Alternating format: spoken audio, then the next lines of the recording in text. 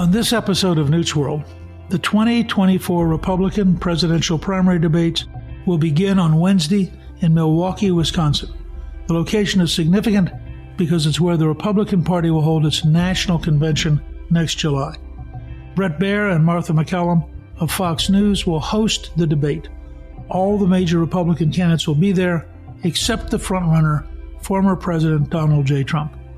While the debate will be less exciting and less watched without Trump, it is still an important milestone in the evolving presidential nomination campaign of 2024, and Callista and I will be sitting right there watching the debate.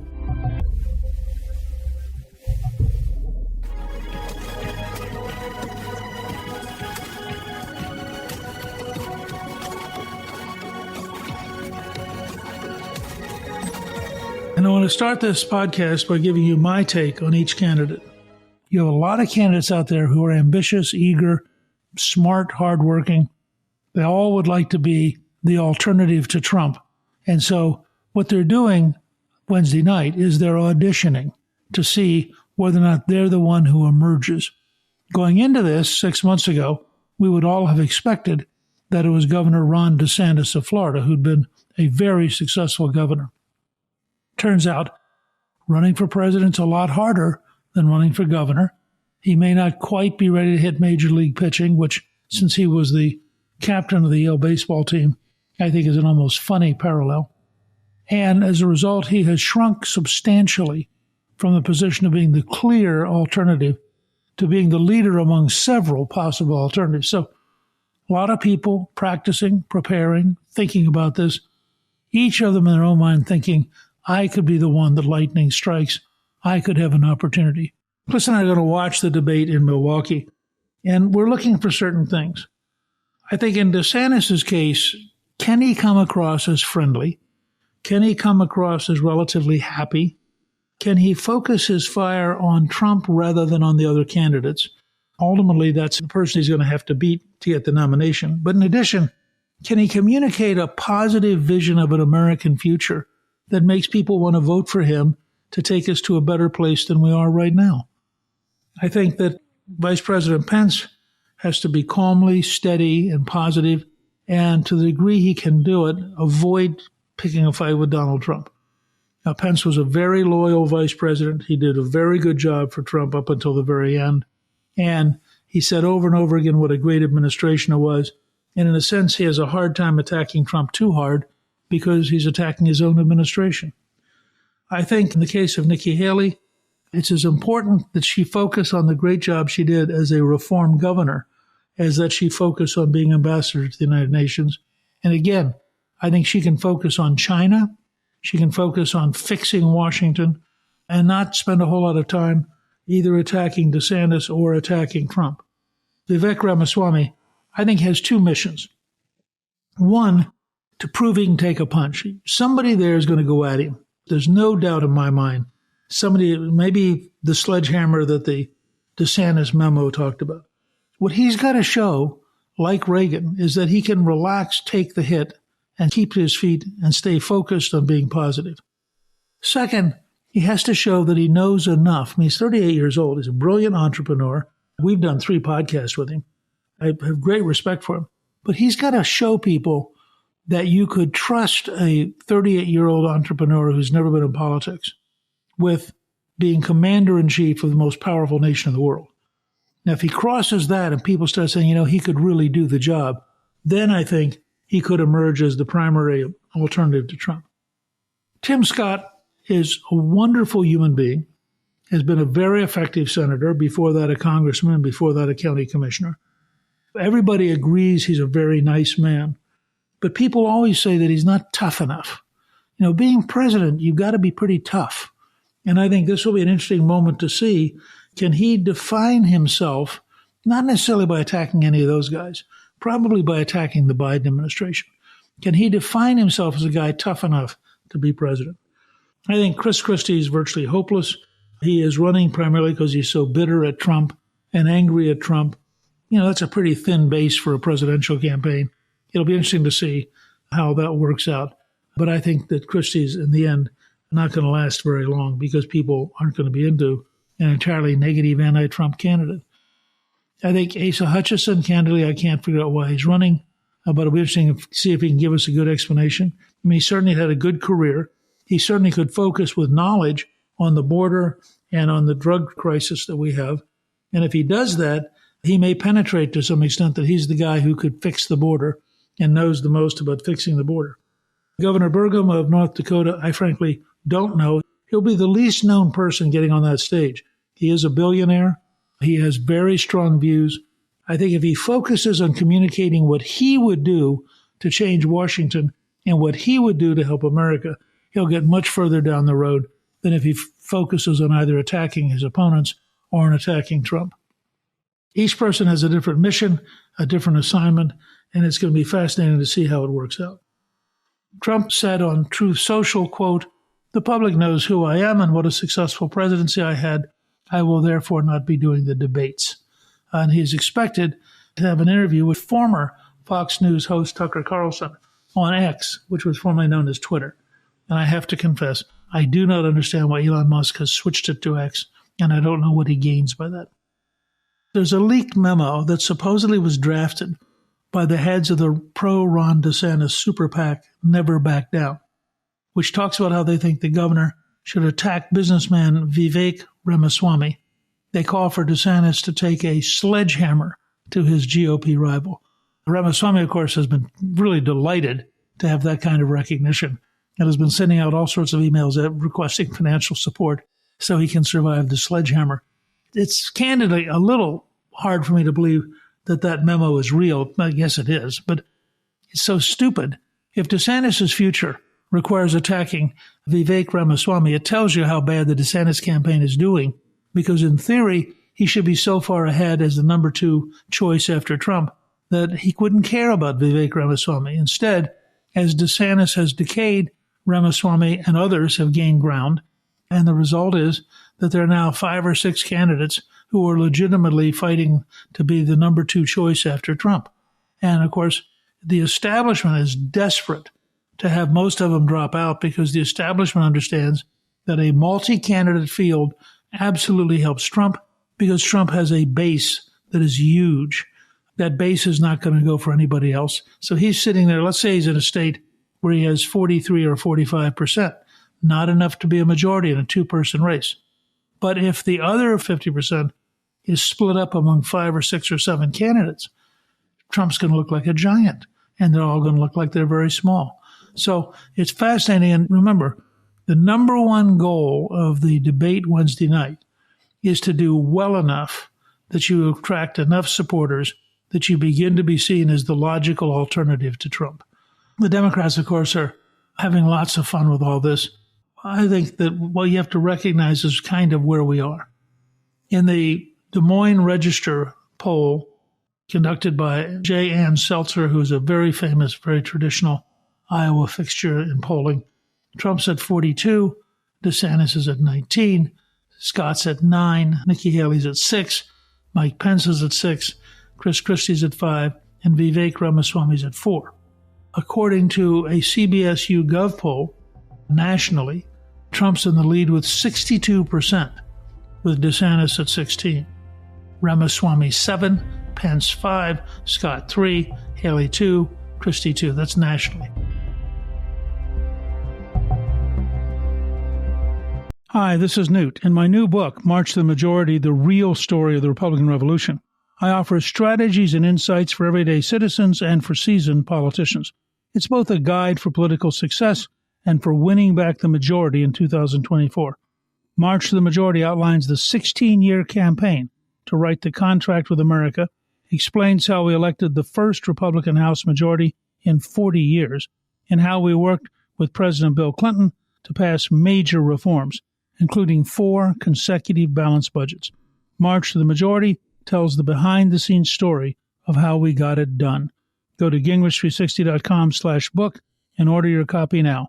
Order it today at gingrich360.com/book. Let me share with you a little bit of my own experiences. First of all, it is true that when we were faced with our first big debate, Cliff and I decided to relax. It was an evening debate. We were in Iowa. So we went to our motel room and we watched Bridesmaids. and we laughed and had a Diet Coke. And, my theory was that by the time you get to a presidential debate, you should know what you believe, first of all, and you should know enough facts that you don't need to sit around and cram. And frank, cramming is bad, because then you start trying to remember things. The number one characteristic of winning a debate is authenticity.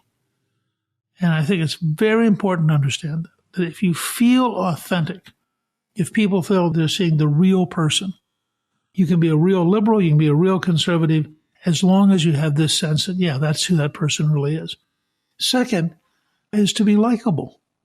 Lesson I learned, frankly, from James Carville, the great Democratic consultant. We used to go and give speeches together.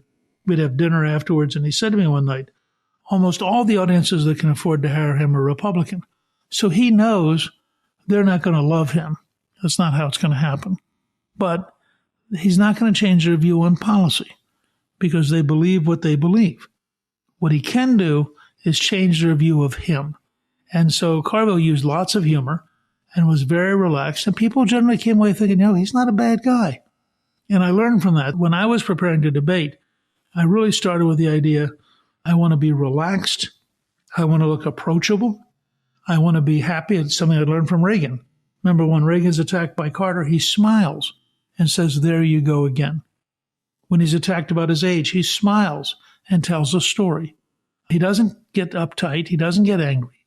So we felt that watching Bridesmaids, which we hadn't seen, but all of our friends had told us was hilarious, having a Diet Coke, relaxing, and then going on stage. When you debate, I believe, what you're really looking for is, first of all, don't make a major mistake. Gerald Ford once said in a debate with Carter that the United States did not recognize Soviet control over Poland. Well, that was translated by the press to mean this guy's stupid and doesn't realize that Poland's inside the Soviet Empire. That's not what he was saying. What he actually said was technically right. The United States did not recognize that Polish sovereignty had been superseded by the Soviet Empire, which is exactly the position we had taken since World War II. But because the press had already decided that Gerald Ford was clumsy and stupid, they interpreted it in a factually false way, but it was devastating for 4 or 5 days. He finally had to issue a statement saying to clear it up. So you want to avoid that. You don't want to make a mistake which knocks you out of the race or which significantly weakens you. Second, you want to figure out, are there 1 or 2 or at most 3, never more than 3, places where you can be sufficiently interesting and sufficiently vivid that they will catch it, pick it up, and it'll be in the media the next day. I would say for these candidates, if they say something so good that it makes Fox News the next day and it runs all day on Fox, they've had a good debate. And so you're looking for that 1 or 2 or 3 moments, not more. In addition, if you have a chance, particularly to take on a primary opponent that you think you have to get past, if you have a chance to go straight at them in a way which puts them on defense and where the audience will applaud you. You don't want to attack somebody in a way that the audience sides with the person you're attacking. You want to attack them in a way that feels clever, feels interesting, that somehow people say, yeah, that's a great point. I actually had one of my greatest, most fun debating moments was at Oxford Union, which is a very famous debating stage in Britain at Oxford University. It's student-run. A couple of times a year, they bring in, sort of better-known celebrity types. So they invited me in the late 80s to come and debate the vice president of Nicaragua on the question of whether or not the U.S. policy opposing communism in Central America was the right policy. And, of course, he was going to come and defend communism. Well, that was too good an opportunity, and it's such a famous place as a historian to be able to go and debate in one of the great debating centers of the world. So I agreed to go over. And in order to do that, I went to see Chester Gibson, who had been an extraordinarily good debate coach at West Georgia College. This is a good example of preparation. I said, I'm going to be in Britain. He said, the number one thing you need to understand, the British don't care about facts. The British care about humor. So if you go in there and you're deadly serious and you have lots of facts, you're going to bore them. But if you figure out a moment to be very funny, you will win the audience. Very different than the American style. So we get over there, And the ground rule is if you're speaking, we're sitting across from each other with a table in between. And if you're speaking, we had, I guess, 1,200 people watching or something, and the other person stands up, then you have to sit down and allow them to propound a question.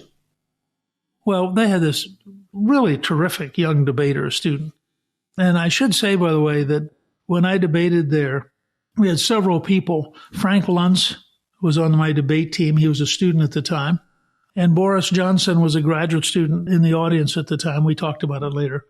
So we're debating, and this really attractive, bright young guy gets up and starts giving a talk. And he's talking about how he'd been to America. He knew America. America was greater than its current policy. He knew America was about wonderful values. America was more than apple pie or baseball or wet T-shirt contest. Well, the second he said that, I just knew there was an opening. So I stood up, and he stares at me because he's a student and I'm a principal. He doesn't expect to have, somebody who's a national figure suddenly asking him a question. And the audience starts to giggle, and he has to sit down under the rules. I was very slow deliberately, and I said, you're a very, very smart debater. I'm very impressed. And you're very good looking. The audience now is giggling. I said, so I'm very curious. If you think America is not about wet T-shirt contests, how old were you when you were in America? Well, he's totally flustered. The audience starts to chant, answer, answer. It didn't matter what he said.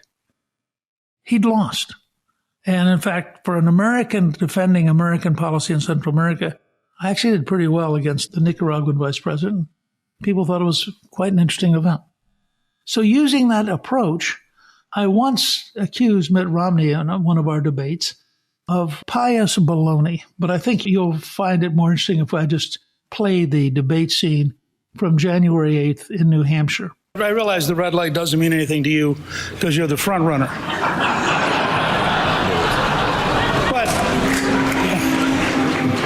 But can we drop a little bit of the pious baloney? The fact is, you ran in '94 and lost. That's why you weren't serving the Senate with Rick Santorum. The fact is, you had a very bad reelection rating. You dropped out of office. You had been out of state for something like 200 days preparing to run for president. You didn't have this interlude of citizenship while you thought about what to do. You were running for president while you were governor. You were going all over the country. You were out of state consistently. You then promptly re-entered politics. You happened to lose to McCain, as you had lost to Kennedy. Now you're back running. You've been running consistently for years and years and years. So this idea that suddenly citizenship showed up in your mind, just level with the American people. You've been running for at least since the 1990s. So as you can see, I was taking Romney apart, but I started with something funny, pious baloney. So the audience is applauding, and they're giving me permission to keep going. One of my, I guess, best-known debate moments in 2012 was with John King, who opens a debate in a very aggressive and very hostile way, and the audience reacts with enormous intensity against him, not against me. So I want you to listen to the entire exchange, because at the time it was quite historic, made a huge impact, and helped me carry the South Carolina primary. As you know, your ex-wife gave an interview to ABC News and another interview at the Washington Post, and this story has now gone viral on the internet. In it, she says that you came to her in 1999, at a time when you were having an affair. She says you asked her, sir, to enter into an open marriage. Would you like to take some time to respond to that? No, but I will.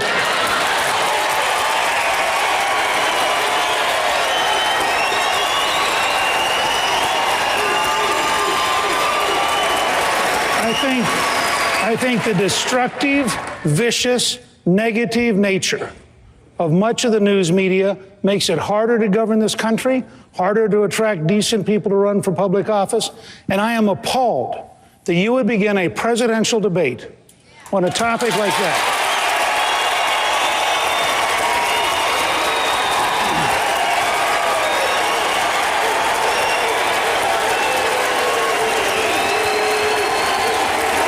Say, sir? Please. Every person in here knows personal pain. Every person in here has had someone close to them go through painful things. To take an ex-wife and make it 2 days before the primary a significant question in a presidential campaign is as close to despicable as anything I can imagine. However, I would say that the debate moment I'm happiest about was again in South Carolina at Myrtle Beach. 3,000 people are in the audience. It's an amphitheater. It literally ramps up, and you're looking up at the top, and here are all these people. And Juan Williams gets into an argument with me about having people work. I had made the comment, which I believe actually, that in poor neighborhoods in places like New York, we would be better off if teenagers were paid to help clean up their schools so that they learned the work ethic and so they had money. After all, if you're poor, one of the reasons you're poor is you don't have money.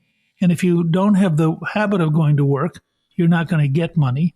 So all of this comes together. And Juan just went at me. He thought it was terrible.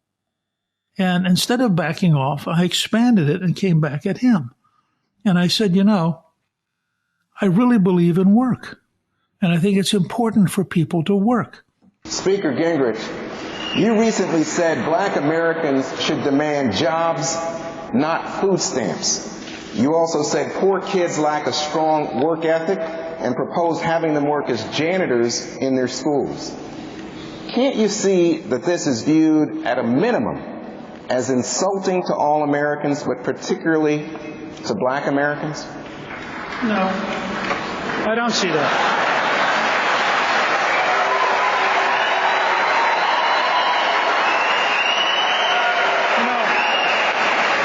My daughter, Jackie, who's sitting back there, Jackie Cushman, reminded me that her first job was at First Baptist Church in Carrollton, Georgia, doing janitorial work at 13. And she liked earning the money. She liked learning that if you worked, you got paid. She liked being in charge of her own money. And she thought it was a good start. Well, at that point, all of a sudden, starting at the very back, we got a standing ovation from 3,000 people. It was, to me, one of the most amazing moments that I could imagine. I really think that it was something that reminded everybody that the fact is that we have, without any question, a deep American commitment to work ethic.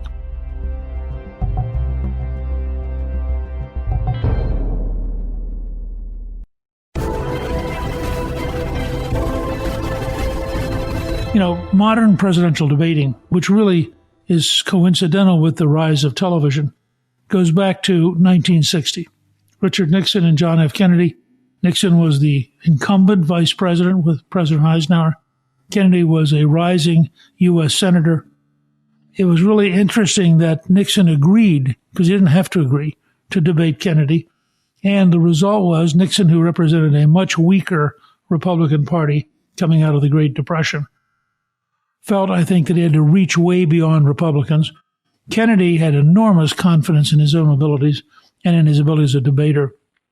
Ironically, if you heard the first Nixon-Kennedy debate in 1960, and you heard it on radio, you thought Nixon had won. However, if you saw it on television, and that was a much bigger audience, you thought John F. Kennedy had won. The difference was Kennedy understood and had friends in the movie industry, and he understood how to communicate visually, and so he had makeup. Nixon, who had sort of contempt for that stuff and thought it was all about being rational and a good debater in the classic sense, didn't have makeup. The result was that Nixon just looked pale under the television lights, and so he looked like he was on defense, even though if you just heard the audio version, he clearly sounded more competent, more in command, had more facts. It's a fascinating moment. The election was extraordinarily close, and I think you could argue that Kennedy's performance in the first debate made the difference. Kennedy had become a master of using television, and since I was a very young activist at that time, the Nixon Lodge campaign was really my first personal volunteering. I watched intently how Kennedy used television, how he understood it, and how it was very favorable to him.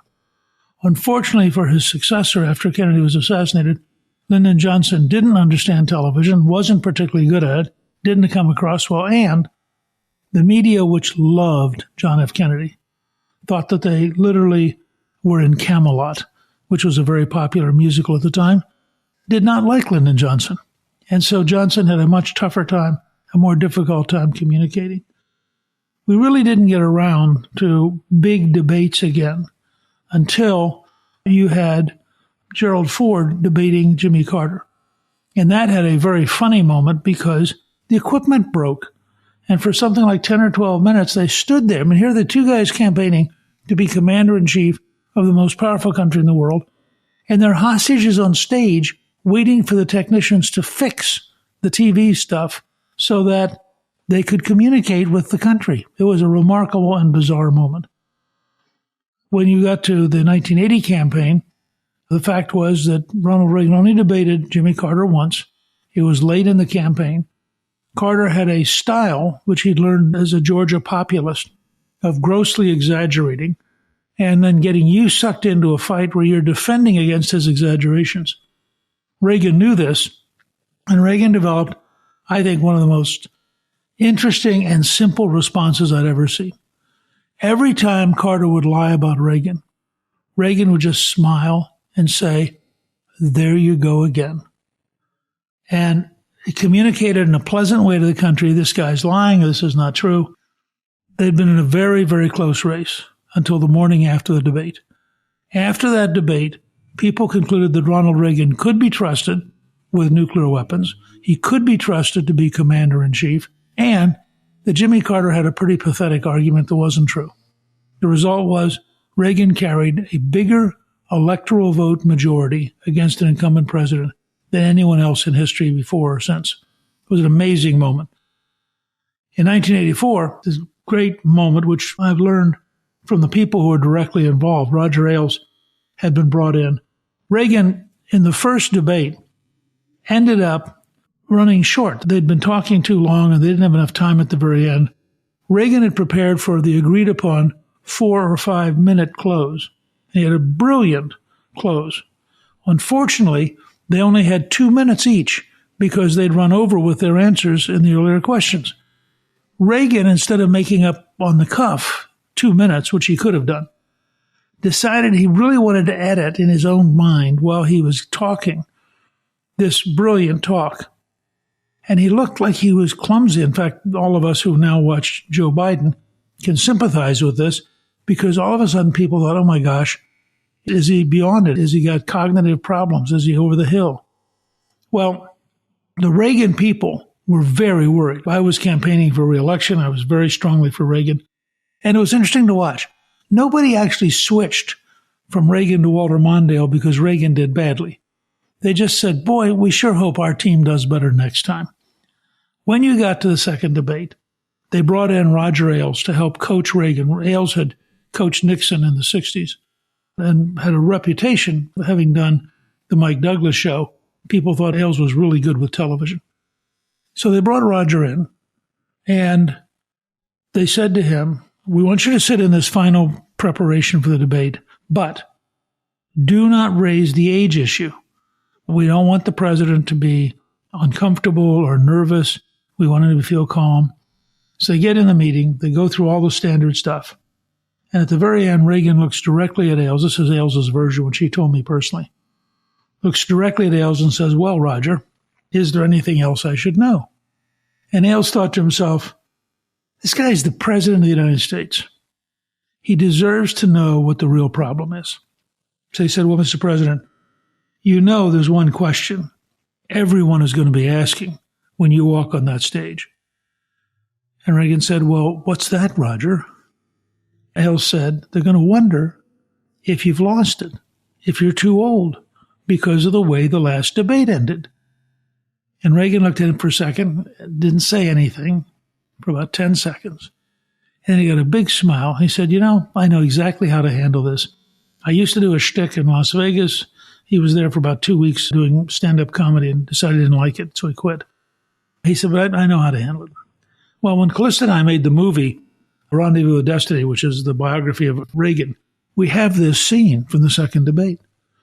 The debate opens. The very first question, as you would expect, is, you know, Mr. President, people are worried about this age issue. Reagan looks straight into the camera with a twinkle and he says, I will not.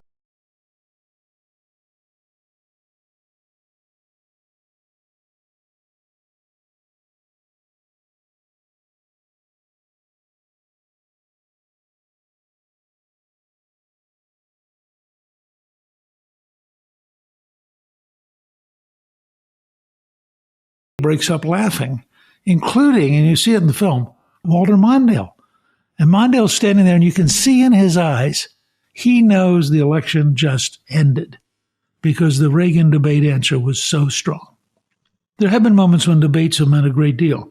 I would argue that in 2012, Mitt Romney had a great opportunity in debating Barack Obama. Obama was totally wrong on Russia, and Romney was going right at him. But the CNN anchor, who was the host of the evening, disagreed with Romney and sided with Obama. Well, Romney was clearly just totally befuddled because he was being a gentleman, he was being reasonable, and in effect, he just collapsed. Now, the reason that was important was, had Romney turned to her and said, you are not allowed to be in the middle of this debate, and it's not your place to describe Russia, he would have won the debate because people were sick and tired of reporters and news media imposing their own views. But Romney, whether it was a matter of skill or nerve or attitude, he allowed her to dominate. The country watched her dominate, and as a result, she lost. A similar thing had happened actually in 1980 when in the New Hampshire debate with the Republicans, Reagan had wanted all the candidates there. Bush wanted it to be one-on-one. George H.W. Bush was running against him. So there was this big fight. Reagan brought all the other candidates with him. And the moderator said, well, you know, we're only going to have two. And Reagan suddenly stood up and he said, Mr. Green, the guy's name was actually Breen, but being Reagan, he's close. He said, Mr. Green, I paid for this microphone and we are going to have everyone. Well, that decisive moment of leadership, that cutting through the baloney, that standing up to the reporter, ended the New Hampshire primary. Reagan won, Bush lost, and the rest was history. So these debates can have an important and a significant impact. I think in the Clinton-Trump debate, the key moment when it was clear that there had been a very embarrassing tape released about some of the things Trump had said about women. It was clear that the press was going to go after him. And so for the last debate, he just escalated the risk and brought all four of the women who had made accusations against Bill Clinton and had a press conference before the debate with all four women. Of course, at that moment, what are the Clintons going to do? They're not going to touch it. And so their whole strategy collapsed. And it was an act of both extraordinary courage and extraordinary aggressiveness on Trump's part. And it worked. I think part of what hurt him in the 2020 debates was that not only was the press totally on the side of Biden, not only were 51 intelligence officials signing a letter that was a lie about Hunter Biden's laptop, not only was the debate stage set in such a way that Trump was basically contained. Frankly, I think in 2016 he would have broken out, but he'd been through COVID, he'd been through 4 years as president, he'd been through getting beaten up in a variety of ways that were turned out to be totally false. Russian collusion is an example. And I think he didn't quite have the energy and the decisiveness to cut through. And yet we now know every single thing they said was a lie. And the 51 intelligence officers, in fact, were lying. The Hunter Biden laptop was real. The things that Trump was charging Biden with were true. In fact, to such a degree that recently Jake Tapper of CNN said, you know, the fact is Trump was right about Biden. Well, that is a staggering admission on a network that has been historically totally anti-Trump. So now we come to this year. And I think it's important to think about the candidates and what their situation is. First of all, the fact that Trump is not there is irrelevant because Trump will be there. Mark Halperin, in his terrific Wide World of News, which I recommend to everyone, the best single newsletter on politics, I read it every day. Halperin said, in the entire Meet the Press interview, Chuck Todd questioning presidential candidate Doug Burgum, who was the governor of North Dakota, 8 of the 9 questions were about Trump. Burgum kept saying, I want to talk about my ideas. I want to talk about my proposals. Chuck Todd just ran straight over him. So even though Trump wasn't on the program, on 8 out of 9 questions, Trump was the program. And it'll be very interesting to see whether or not Baier and MacCallum can resist making the entire debate about Trump. And there's certainly enough different questions you could make the debate about Trump. I am sure that Trump is counting on the fact that he'll get a double win. He won't be there, but he'll come up over and over and over again. Meanwhile, he will be off with Tucker Carlson doing a special 1 hour, and it'll be interesting to see what the relative ratings of the two are. Of course, that's all heightened because Trump is going to go to Fulton County, Georgia the next day and apparently have a mugshot. I mean, the district attorney in Fulton County is doing everything she can as a radical left-wing hack to go after Trump. And so, again, you're going to have Trump going to Fulton County will simply drown the debate coverage. It's a really strange kind of situation. Thank you for listening. You can read my debate commentary at Gingrich360.com. Newt's World is produced by Gingrich360 and iHeartMedia. Our executive producer is Gardsey Sloan, and our researcher is Rachel Peterson. The artwork for the show was created by Steve Penley. Special thanks to the team at Gingrich360. If you've been enjoying Newt's World, I hope you'll go to Apple Podcast and both rate us with 5 stars and give us a review so others can learn what it's all about. Right now, listeners of Newt's World can sign up for my 3 free weekly columns at Gingrich360.com/newsletter. I'm Newt Gingrich. This is Newt's World.